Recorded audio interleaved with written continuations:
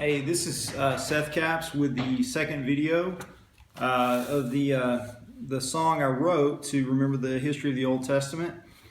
If you haven't seen the first video, I just want to go ahead and get you to, you may want to go ahead and do that first, or you can listen to this one and then go back so you can get a better understanding of it.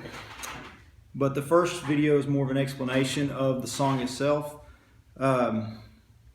A lot of theology is wrapped up in these concepts, so it's something that might need a little explanation. So, and also there are some things presupposed. But this is the song I wrote, calling it it's just an Old Testament history song. But so I'm calling it the first Old Testament history song because there's a second song that I've written. I'm just trying to work the kinks out of it now to sort of fill in the gaps, as it were. I didn't feel this song was adequate enough to get everything that you really need. So I went ahead and wrote another song, probably a little, it's gonna be a little shorter than this song. But in my opinion, this is a song that you could literally, I think if you remembered this song, if you literally, it would take a little, it's going to take a little effort. This is not just a catchy little pithy song that you would hear on the radio and things like that. This is a song of someone would sing and memorize that really wants to have a grasp of the history of the Old Testament. For me personally, this is something that as I'm reading my Bible, you see things like, you're reading through, Jonah, and you think, when did all this happen in comparison to the rest of the Old Testament books and things like that? So you say, well, okay, so Isaiah was actually preaching over here while Jonah was preaching over here, and so they probably knew each other and things like that. Just some.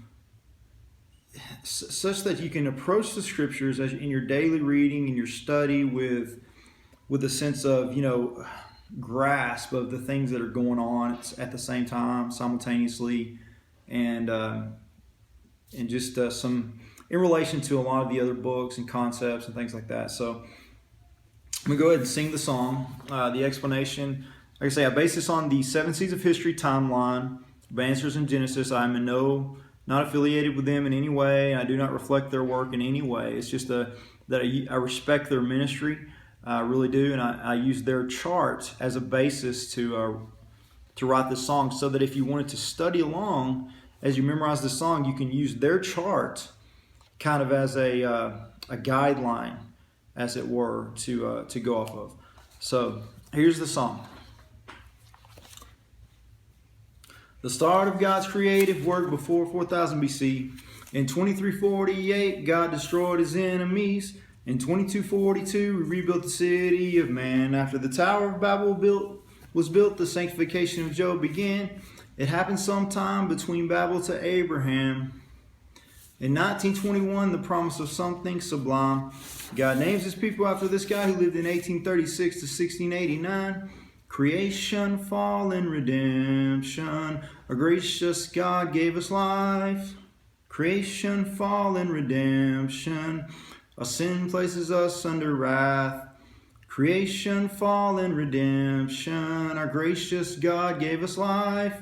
Creation, fall, and redemption. Mercy rains on us like a bath. 1728 to 1635, Joseph preserved God's people. After his death, things got intense, and Israel had more kids than should be legal. The new Pharaoh presses and decrees to kill the firstborn. God reveals himself to Moses in 1491. In 1451, we catch a glimpse of Christ. Joshua leads them to the promised land to wipe out the people like mice. Creation, fall, and redemption. Our gracious God gave us life. Creation, fall, and redemption. Our sin places us under wrath. Creation, fall, and redemption. Our gracious God gave us life. Creation, fall, and redemption. Mercy rains on us like a bath. Then we have the third epoch of history, third stage of history. Then we have the judges struggling to take the promised land. Samson judges in 1137 and becomes God's champion. Somewhere in here, Naomi and Ruth suffer a lot in Moab. Boaz, a type of Christ, redeems them from a life that was so drab. The Philistines take the ark of God about 1117. This is when Samuel begins to judge and help God's people to see. 1095 to 975, the vicarious kings will not suffice. 975 to 588, they should have taken God's advice. 607, Nebuchadnezzar conquers Judah to begin. 70 years of captivity, they took Daniel and the men. Creation, fall, and redemption. Our gracious God gave us life. Creation, fall, and redemption. Our sin places us under wrath. Creation, fall, and redemption. Our gracious God gave us life. Creation, fall, and redemption. Mercy rains on us like a bath. Then we have the fourth epoch of history, which is 537 BC. Cyrus of Persia run Babylon, tells the Israelites to go back to the land from which they are from. It takes Zerubbabel and later Ezra. Takes Zerubbabel, Haggai, and Zechariah to finally get the temple done. In 515 it is complete, and Esther is made queen of Persia to preserve God's people once again. Ezra gets permission in 467 to resettle the Jewish state. In 454 Nehemiah gets permission to give Jerusalem a new slate. In 416 he ends his book, and Malachi tells the Jews to keep God's law. Then Israel lives 400 years with no news. Creation, fall, and redemption. Our gracious God gave us life. Creation, fall, and redemption. Our sin places us under wrath. Creation, fall, and redemption. Our gracious God gave us life.